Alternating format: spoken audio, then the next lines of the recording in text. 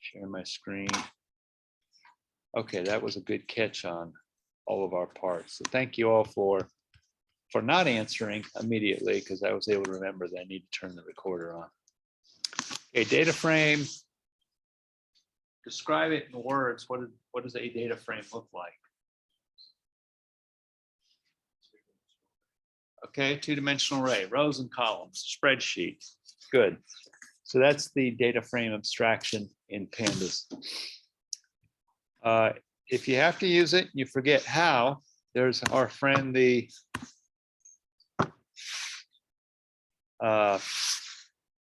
Pandas quick reference sheet. And it's very colorful. That's kind of cool. Or alternatively, there is one different set of colorful. So from that, we can, it's not realistic to think that you can remember all the Pandas instructions, and you darn sure don't want to go to pandas.org and read their instructions, because those are written for other developers, not for normal human beings that have to use it. Those quick reference sheets are pretty useful. Okay, so the main part of today's topic, reading a file into a data frame. So Pandas has several methods to read some common file types. I think the ones that we did in lab last time were text files, which are not particularly special, comma save value, which is a text file, but commas are the default delimiter. I don't think you all were in the lab. I was just listening, doing something else, because that's kind of what I do. I don't think you actually did Excel or JSON files. Okay, good. Well, maybe not good, but so those other two are somewhat specialized. And Excel in particular, because it happens to be organized in rows and columns, it's a natural thing to think that with Pandas would be able to read Excel files, because they look almost the same once they're rendered. In the case of Excel, if you go on the internet and you read blogs on how to read Excel files in Pandas, most of the stuff you're going to read is, if it's more than 2 years old, it'll be wrong. It won't actually work, because recently you actually have to specify the Open Python Excel engine to get it to read correctly. The extra special bonus feature you get is, if it's really recent Excel files under the XML standard, which has the extension XLSX or XLSM, it may not actually read it at all. You would have to load the damn file into Excel, convert it to Excel 2004, export it, change the extension, and Python can read it. So I've only experienced that once in the last 2 years, and it was extremely frustrating. That's why there's all this red stuff up there. But when you specify the Open Python Excel engine in the read-write statement, it seems to be able to manage the more recent Excel files. The default file extension that it thinks it's reading is XLS. And so to defeat that, you sometimes have to explicitly change the extension once you get the file downloaded. You may have to install the packages, and the ones that we need are XLWT, don't know what that means, but I'm guessing it's Excel write text, Open Python Excel, the XLS writer, and XLRD. So that's 4 packages that you might have to install, either for the terminal interface if you're using Macintosh and you actually know the path to your Python subsystem, or just go into the Anaconda PowerShell and Conda install XLWT, OpenPyXL, and so forth. And the way to find out if you have to do the installs, because by now you've probably figured out installs are a monumental pain because it tends to break something, is try it first, and if it doesn't work, then install the Phantom packages. So we're going to look at a file called a CSV reading file. I'm just going to click on it and see if it actually, so my thing wants to automatically download it. And I'm actually in the notebook. So it's, in the Jupyter book. So it's already been downloaded. So these two files, let me check the other one. Yeah, it looks like they exist on the server. So if you attempt to follow along, you'll have to right click and download those, or wait further down in the discussion to see how to do it automatically. Okay, so let's presume we have these two files in our file system in the same directory that our Jupyter notebook is living in and the kernel's running in. Everything's happy, unlike real life, but that's our imagination. And we want to read a file. So we would import the Pandas package. And here we are constructing a Pandas command to read a particular file. So the actual command is pandas.read_CSV. That means use the Pandas package to read a comma saved value file. The file is already here on our computer. We tell it what the name of the file is, and we're going to assign that read to an object, which for lack of better name, is the name read file CSV. So everybody here comfortable with that syntax? Identify the package, you identify what to do, you tell it what to read, and you're going to stick it into this object. And if we print the object, lo and behold, we get what is the file back. Not a very interesting file, but it has first row. Apparently the upper left-hand corner is entirely missing, and then has A, B, C, D, and then 0, 1, 2, 3 for rows, and then contents, two-dimensional array. Similar to reading and writing comma save value files, you can read Excel files. Again, if you have the, see if I can get this to scroll to the right, I can. If you specify the engine, the Open PY Excel engine, you can try it without the engine. It might work for you, but no guarantees. On my computer, it doesn't work. And my computer is not this thing. It's actually a server out there in Nana land somewhere. So to read an Excel file, you use the Pandas method read Excel. Tell it what the file name is, specify the interpretation engine, tell it which sheet of that file. So if it's an Excel file, Excel has the added bonus feature that it can have multiple sheets in it, multiple arrays, if you will. And you have to tell it which sheet to use. I would imagine if you leave that out, it defaults to the first sheet in the Excel file, but I don't know that for a fact. And then we're assigning it to an object. And that's weird. Logging into a Zoom call for a face-to-face class. What the hell? Let's go ahead and admit them, right?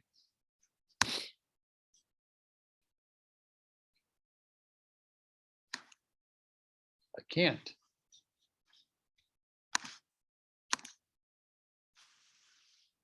Oh, well, with you as my witnesses, you saw me attempt it, so that'll be another complaint to deal with, Dean.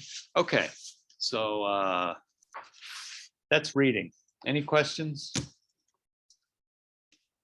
So we always say that at 8:20 in the morning, full well knowing nobody's going to ask a question. So I will continue. Next step. So okay. Can you go back up real quick? Yeah, I can. So for You've got me stunned. Nobody ever asked a question. for sheet one, like this sheet one. Let's see if I have a Excel sheet to show you as an example. See something that's got a bunch of sheets in it. Hopefully this doesn't have any creepy stuff in it. We'll see what's in it. So you see here, you got tab sheet 1, tab sheet 2, and so on. That's what you're referring to.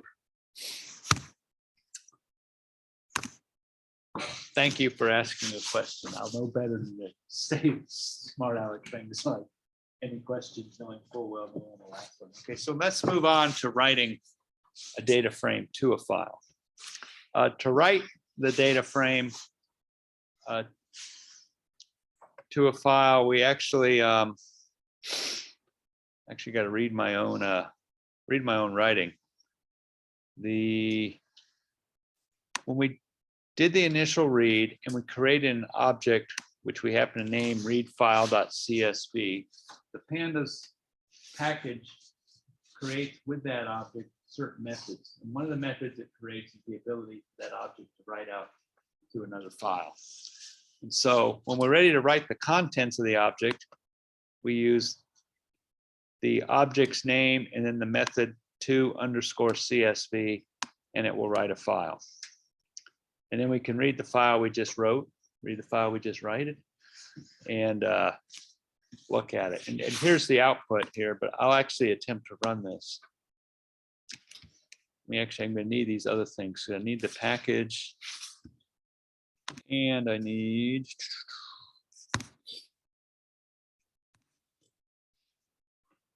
the automatic login will work, and I don't have to remember my password. Sweet.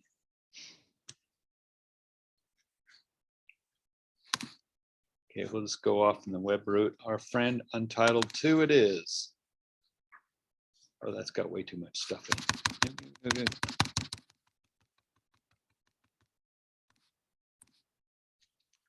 Kind of cavalierly just destroying a perfectly good notebook. Okay, so here we have an empty notebook. And let's go ahead and play these file games. Actually, I got to be a little bit sneakier than that. I have to go to where the files are physically located. So this is lesson 12. So there's the files in the file system. Also means that that's not going to work for me. In that file system, pull up wrong kernel.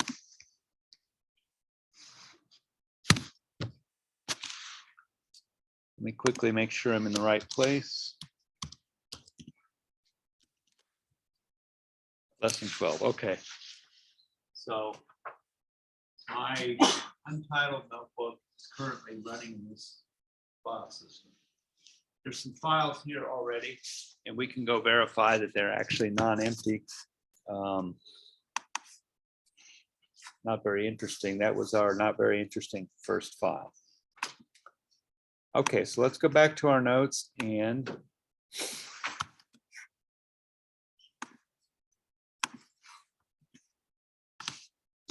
read the file. So it's going to read this file that's highlighted right there and then write it back out to the screen. Not a super interesting task in that lag time is because it had to go off to West Virginia where the server is thinking. So that was reading a file. Nothing surprising there. And see if the Excel file will read correctly. More importantly, I don't even know if I have the Open Python Excel engine running. We'll find out real quick, won't we? So in this case, I'm going to read the one called Excel reading file, XLSX. I can't open it in an editor.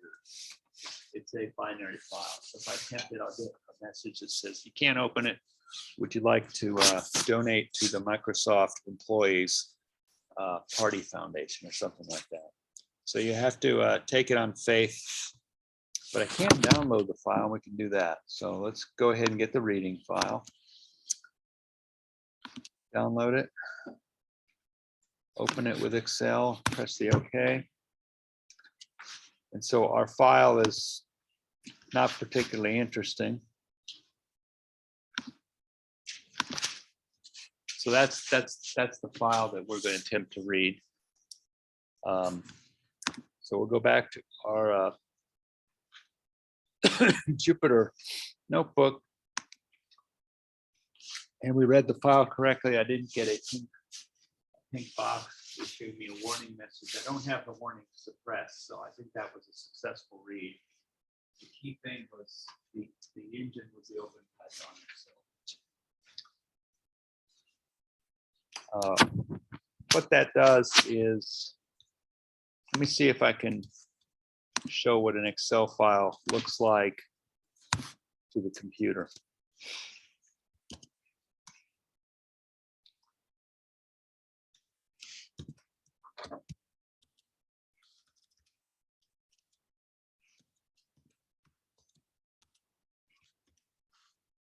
And the name of the file was Excel reading file. And I'll blow it up so you can see it.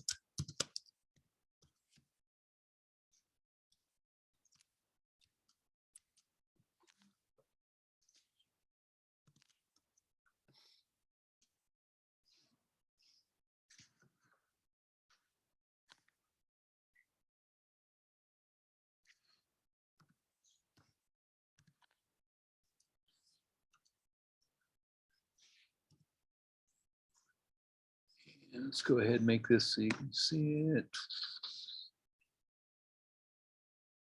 Command plus.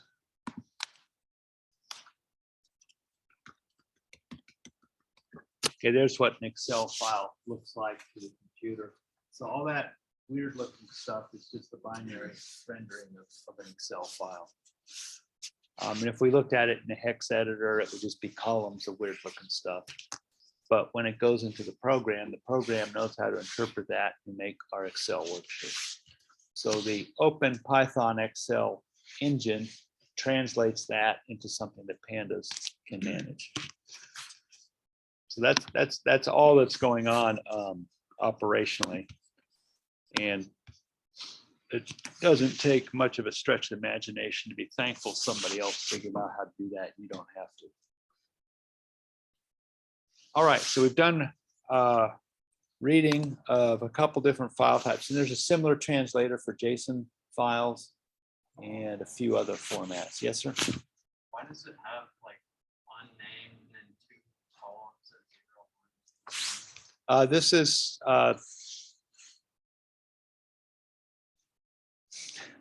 I'll wait till the lights come back on. The unnamed is indicating that particular location, which is row 0, column 0, has nothing in it. That's all it's saying. And we can parse that ourselves and make it look prettier if we want to. Now, where am I? We now want to write a data frame to a file. So we're going to take our reading file.csv, which is not particularly interesting. It's this thing right here.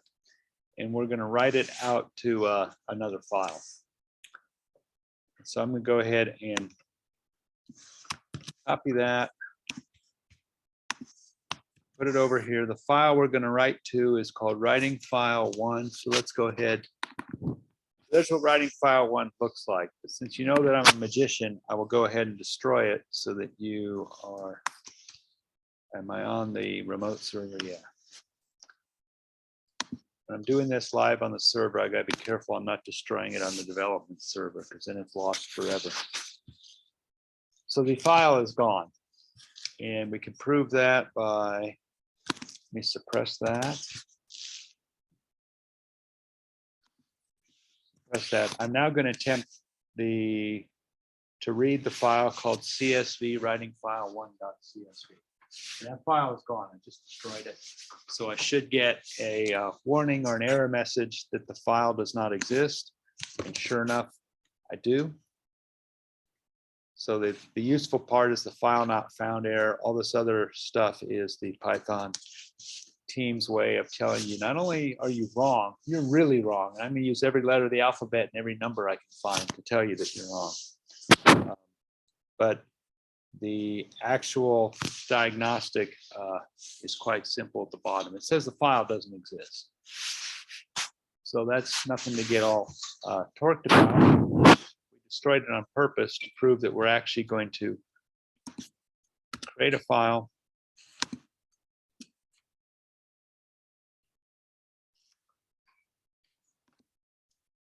read from the reading file, and then write the contents back to the writing file, and then we'll go ahead and render the writing file. Okay, what did I do wrong? Oh. There we go.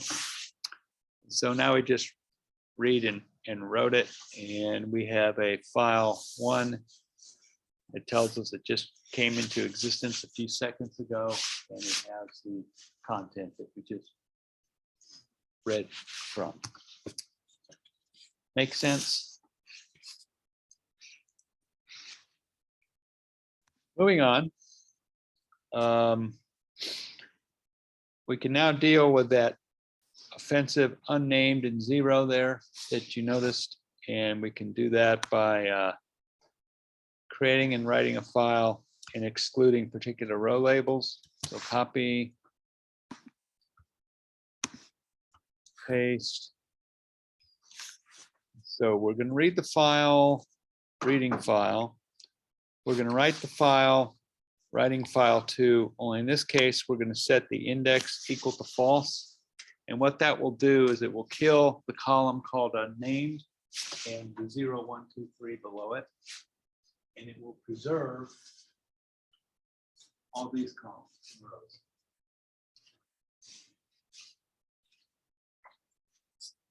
Or it'll do something else, but that's what I think it's going to do. So we execute it, and now we have what we initially expected to see. And just for grins, we can attempt to create and write an Excel file. And what we'll do is I'll go ahead and write it, and I'll pull the Excel file down and see what it looks like. Okay, so we supposedly have just written a file called Excel writing file.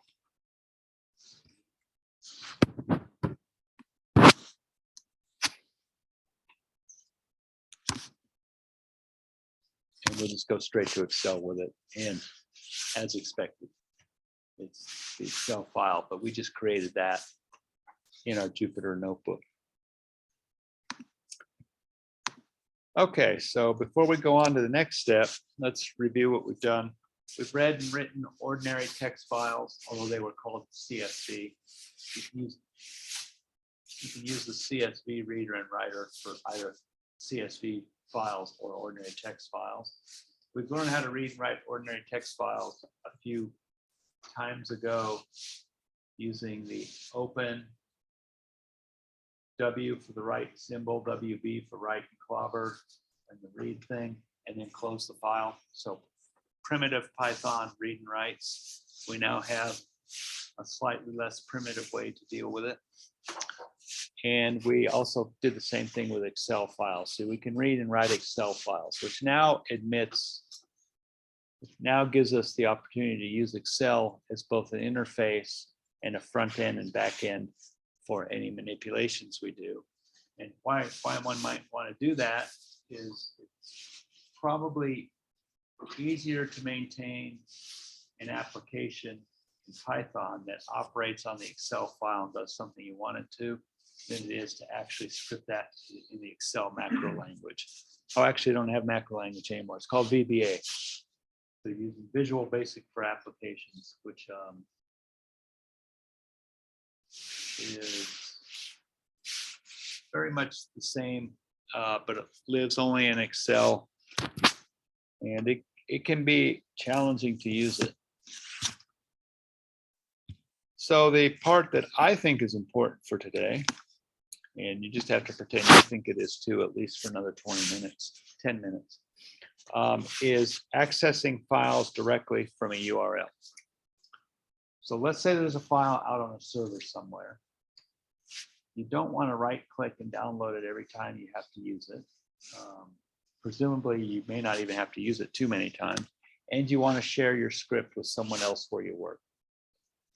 So it's a nice thing to do to automate that download process into whatever you share with a colleague, or if you happen to be the Microsoft Corporation or Apple, you can do that as a way to snooker people out of their money.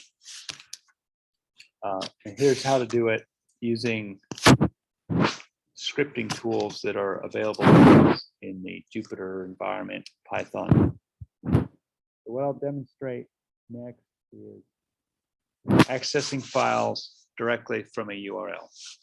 URL is universal reference locator. It's basically an address somewhere on the internet. An ordinary has the prefix HTTP:. HTTP means Hypertext Transport Protocol. And if it doesn't have the S at the end of it, it's not encrypted. If it does have the S, the same philosophy would work, but we have to switch some different settings in the request module. And to do that, you have to actually get the certificate from the remote server and figure out if it's a snake oil certificate or if it's certified by let'sencrypt.com or if it's certified by some other certificating authority. So you have quite a bit of scripting involved just to figure out who's providing the security isn't the right word, authorizing the encryption.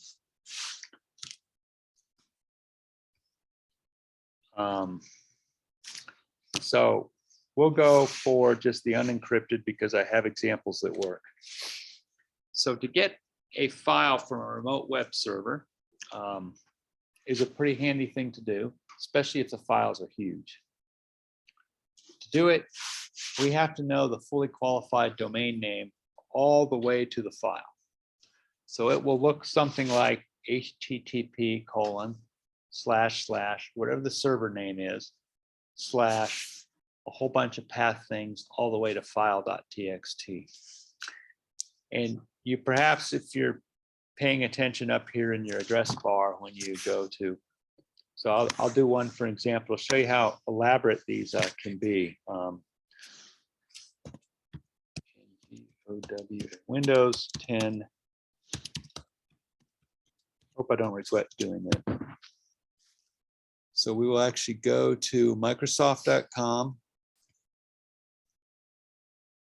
Let's go ahead and go to the ISO image.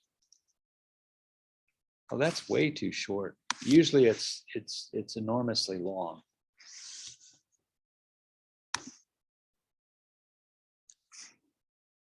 Oh, it's getting into the needs my money phase right now. So that is an example of a fully qualified domain path to, it claims that is a Windows 10 ISO. I still think that's actually at a directory level and you have to go a little bit deeper. Yeah, it's right here where we start selecting edition. So maybe that wasn't the bestest example. Let me think of another. I know another one that probably would be a good example. Microsoft Remote Desktop.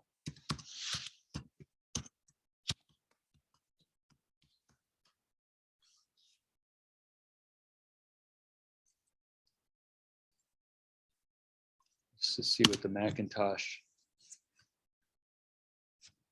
And I want to get it from, don't want to go to the App Store. So let's just go to whoever this third-party reseller is. Now look at the address bar. So those fully qualified domain names to a path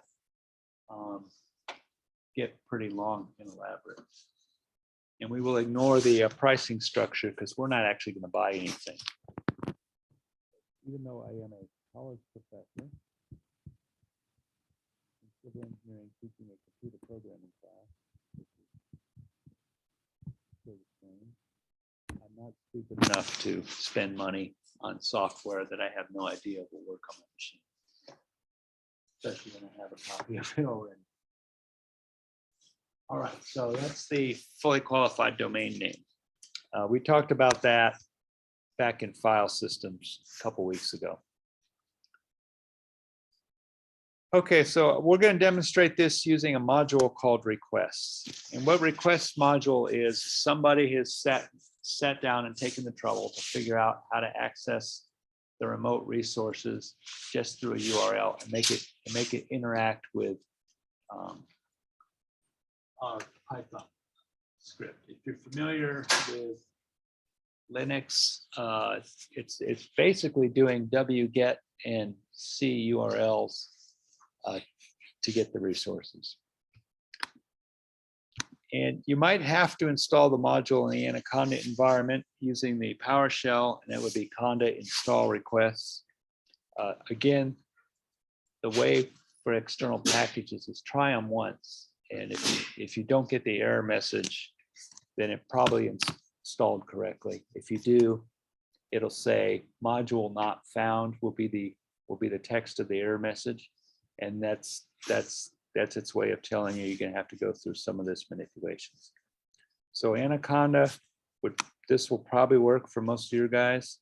If you're stupid like me and you've built your own Jupyter hub, you actually have to do system commands, either Python 3 pip or just Python pip, depending on how you have your environment set up, and get it installed. So I am assuming that I already have it correctly installed here, and we will find out in less than a second.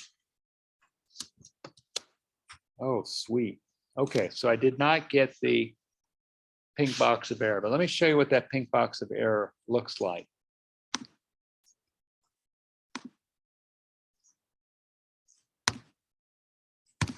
Don't think I have it installed in the Python 3 kernel on that server.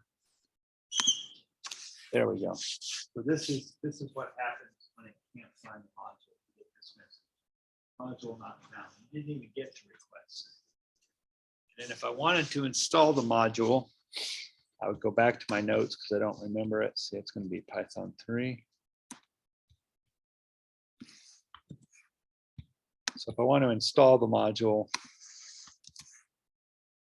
I would have to do that as a system command. I'm not actually going to run it, but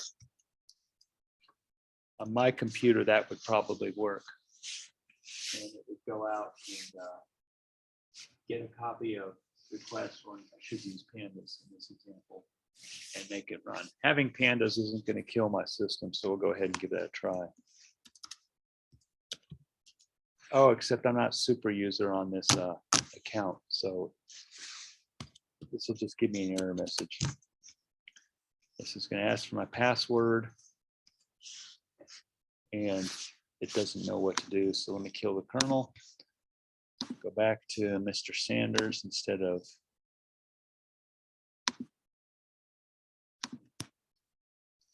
get that out of here. Okay, so this should now work, and we're now set up. And so keep your eyes on the file names over here. We're going to go ahead, and I think the example is all quads gross evaporation. So let me go ahead and kill it. Show you what I'm killing. Big file. Okay. Are you sure? Yeah, afraid I am. Bye. Okay, so it's gone.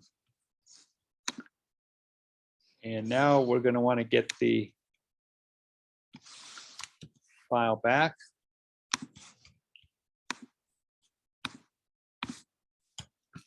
And so let's just look at this. This code cell has four lines in it. So think of it. So the first one, so we've already imported Pandas and requests. We're actually going to import Pandas again. Assign it to a PD alias.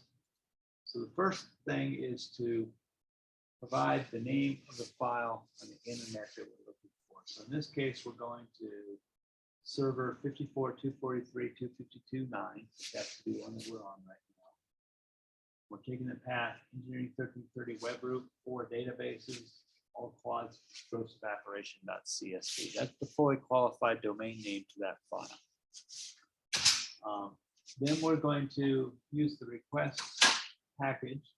We're going to use the get method. The get method needs to know what you're trying to get and whether or not you want to set some other settings. In this case, we're going to get HTTP:50, so on, and we're going to allow redirections equal true. What that means is if on the remote server, the server administrator is redirecting traffic, it'll follow those paths automatically, keep track of where it is. I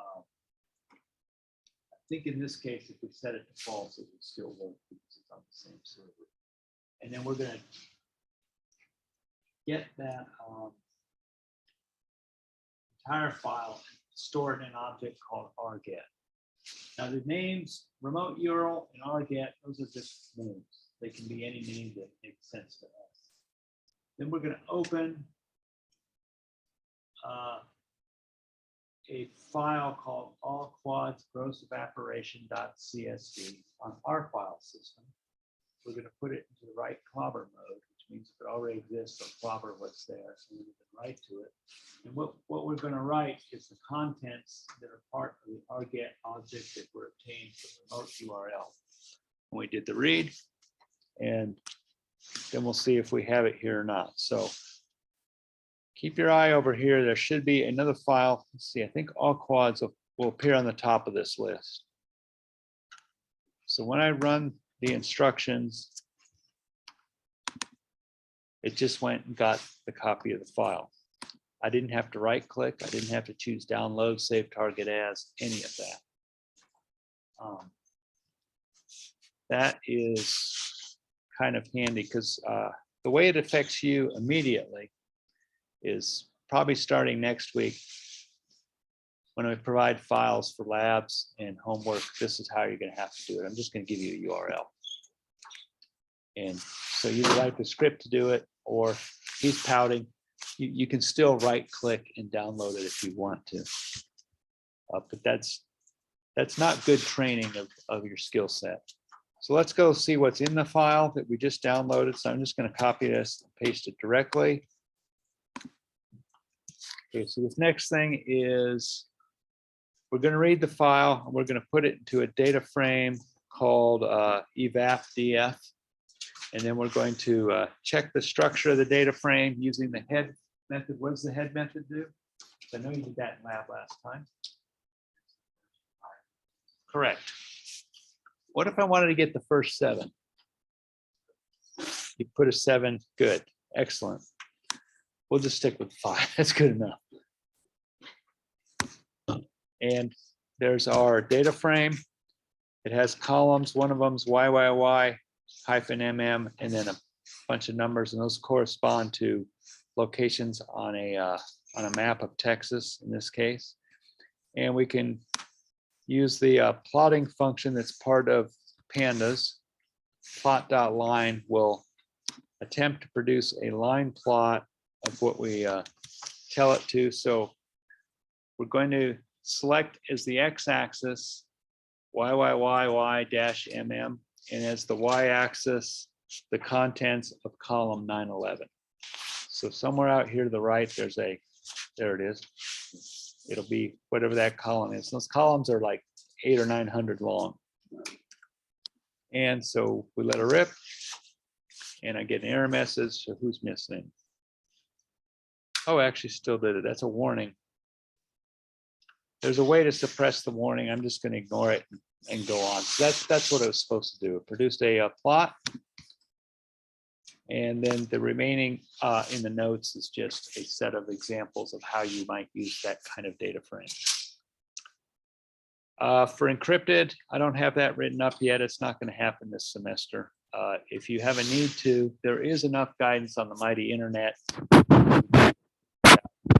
Example, and making the necessary modifications. Lots of references for reading and writing in NumPy and Pandas. And today's laboratory, you're going to download a database. Happens to be a wine database. So, oh, census. Yeah, the lab is a census database, and then you do some manipulations with it.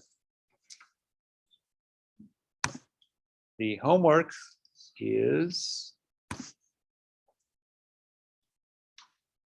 wine. So you're going to download a wine database. This one's a little bit on the big side, and I have no control over the server. We're actually getting it from a machine learning database at University of California, Irvine. And go ahead and get the database, and then here's a way to verify it. So I'm on Linux, Macintosh. This will work on Mac. If you're a Windows person, substitute this code cell with this right here. And that should, I've not tested it. That is the equivalent of concatenation. And then the rest of it is homework. Okay, I will see you in about 10 minutes. Or I guess Josh will see you in 10 minutes. It'll all be passing through my computer.